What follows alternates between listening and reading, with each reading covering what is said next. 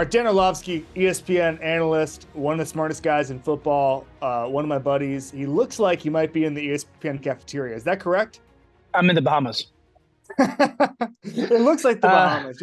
Just like I'm it's in the hallway. I'm in the hallway to ESPN. Yes. wow, beautiful. What Yeah. beautiful Bristol, Connecticut. Yeah. It's a good day. It's a good fall day in the Northeast. Look at all there's some nice foliage. You probably can't see it that good, but I'm a fall I geek, can see a so bunch of cars that look like yeah. rental cars. They look like Chevy Yeah. Malibus. It's a nice fall day. It's fine. It gets dark now at 4:30. It's great. Yeah. I'm It's glad. not good enough to play winged foot at with people, but Well, let's not, every day is a good day to play winged foot is what I would say. It's a good day to shoot 92 at winged foot every single day. I just wish, and this is my hottest take with the Northeast. Why don't we just move all of New York and the entire Northeast corridor to South Carolina, North Carolina?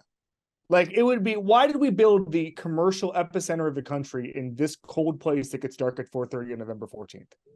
yeah, number one, the humidity. I think that was the deciding factor. It's Come too on. humid down there. It's too humid. It is. You can't do anything.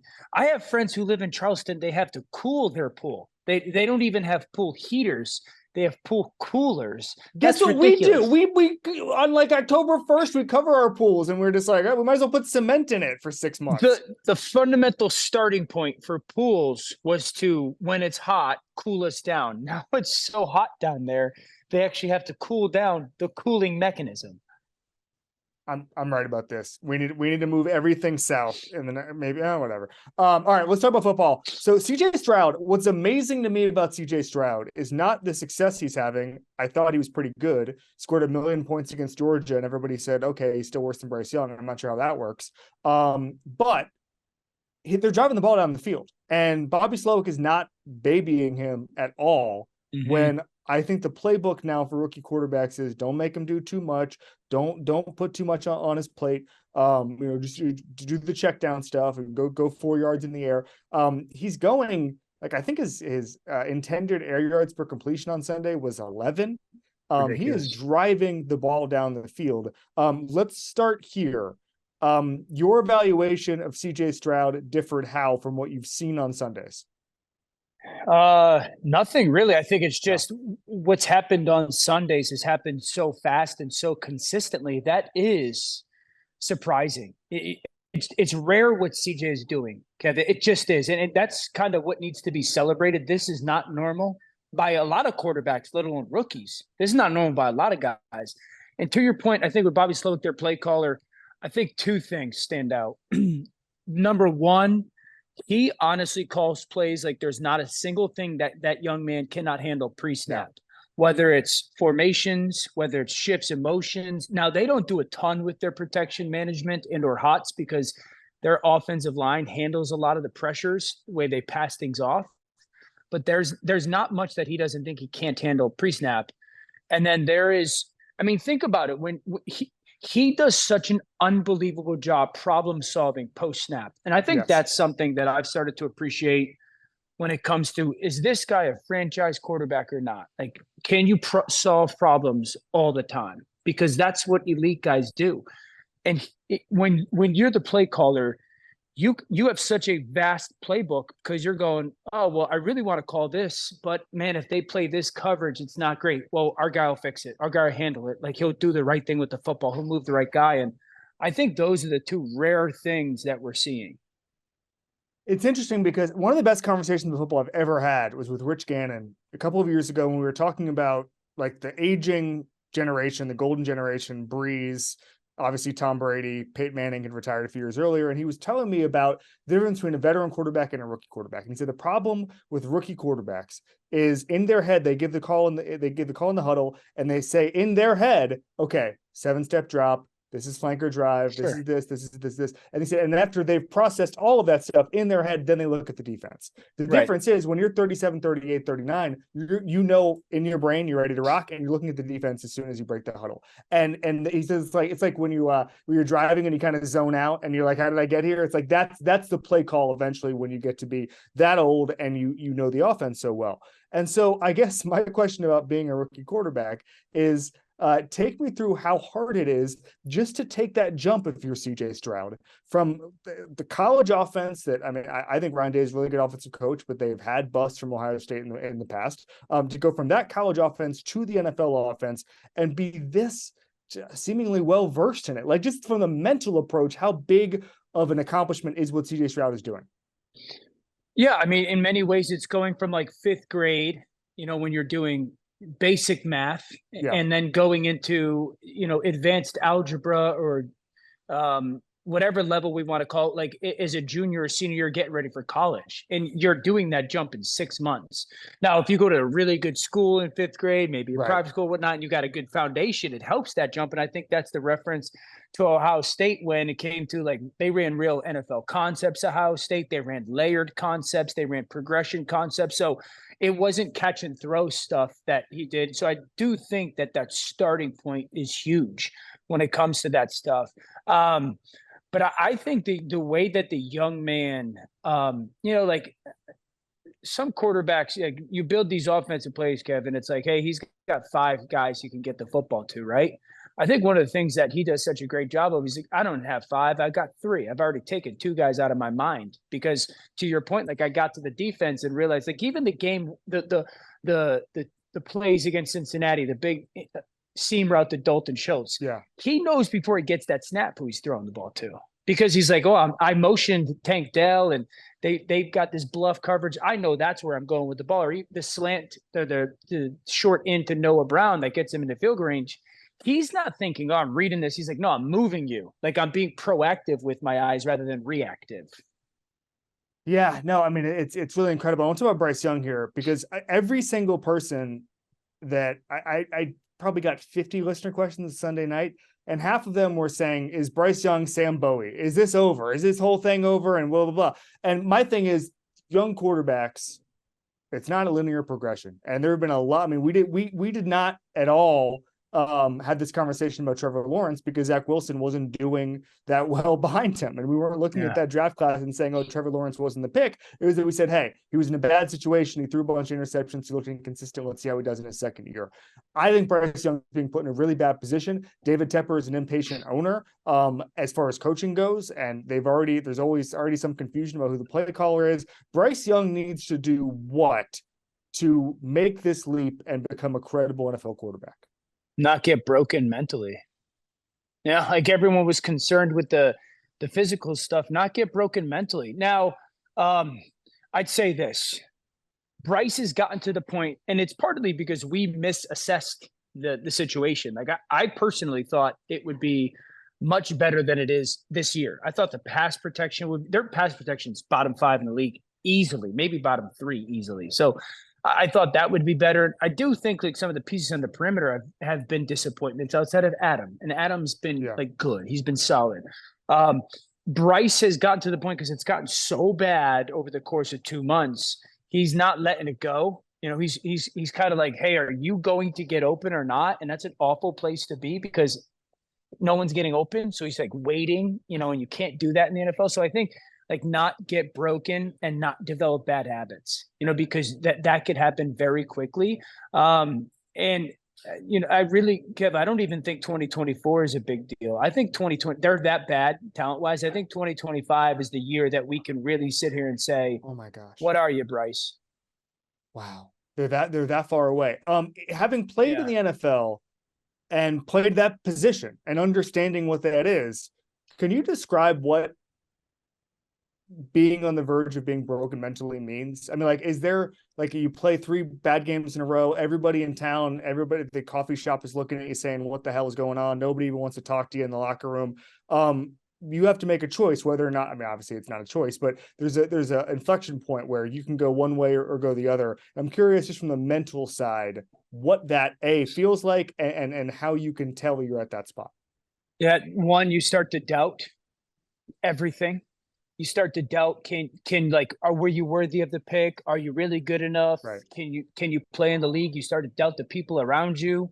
Was this a good place for me? Is this the right coach? Are these the right guys? So, like, doubt it's like this suffocating feeling, and it happens so quickly. I remember playing and being like, oh my gosh, dude. And I knew it was bad on me, but then you start to be like, maybe I can't make that throw. And then the second thing is you start to think of, and it's almost like you become a child again. What's the bad stuff that can happen? Like you'll get the play call, or you'll be in a situation like, well, okay, can't throw a pick here, and you'll be like, what? It's 3rd and 3 in the first quarter. Why am I thinking about the bad stuff? You kind of like start, because you're so used to all the bad happening. And then I think the last thing is like, you've just become so fearful of being, you become so fearful of making mistakes. You're just, you no longer are obsessed with making the right choice. You make good choices. Just throw it away, or no, the right choice is for you to try to throw that ball into that window, And so I think it's all kind of those things that become overwhelming. I remember an athlete once said to me that the sign you've either lost it mentally or you need to retire or whatever, is that you stop looking forward to games because you don't want to be embarrassed anymore. And I think that's a really interesting, obviously Bryce is not at that point, but it's like, I don't think we process it like real, that this is a normal workplace. Like if you got that doubt that you're describing, you don't want to play in front of not only 70,000 people in the stadium, but in some cases 14 million at home. And I think that's the pressure you're under when you're a quarterback in the NFL, frankly. Yeah. And he doesn't have a lot of examples of like good in the NFL. So I don't care what anyone says, you get to a point where you expect hard, like you expect struggle, you expect bad. And while you have to go through that, it still is a mental battle. Yeah, I completely agree. Quick one before we get to the Bills. Ben Johnson, is he, let's say you're any owner, whether that's Dean Spanos, whether it's Josh Harris, is Ben Johnson the first call you make if you need a head coach? Oh yeah, it very much so. If I have a quarterback worth of salt, absolutely. I mean, he's at that very, very top of my list, just to see what he has done. First of all, what his background is, the people that he's been around, and then what he's done. Now, I'm not saying he's your hire, because you got to see what he's like in the room and all that stuff, leadership wise. But when it comes to play calling and in-game play calling and play design, with the guys that like we think are realistically available, absolutely. Speaking of leadership, I spoken to him once, and it was for a Dan Campbell story. And I asked him what kind of leader Dan Campbell was. And he said, the one thing about Dan is that I love him so much that he never actually has to correct my mistakes, because it breaks my heart to know that I've let him down. And so I do it myself. And I thought that relationship was so beautiful. And I clipped that when he stayed last year, because I just don't think there's a lot of head coach coordinator jobs. I mean, they've known each other for over a decade and worked together since they were in Miami. But it's like, I just feel like Ben Johnson is an amazing guy to have in your facility. And obviously once you get him in the interview process and all that stuff, but I just think that he's phenomenal. I'll ask you this: is there a quarterback who might have, and let's not speculate about all the open jobs or whatever, there's a lot of guys with jobs in the line over the next 6 weeks, but is there a quarterback you think, man, I'd love to see Ben Johnson work with this guy, and there might be a coaching change there? The Chargers come to mind because of their situation. New England with Mac, maybe. I'm trying to think of other places that might be, with Atlanta with their personnel. I'm an Arthur Smith guy though, so hopefully that kind of gets fixed. I don't know if there's, and I don't know if I can also box him in. I will say this: I do think that, like a quarterback has to have a couple things. One, obsessed with details. Like that's a Jared thing. Goff is obsessed with the details right now. Two, you've got to be willing to go through progressions.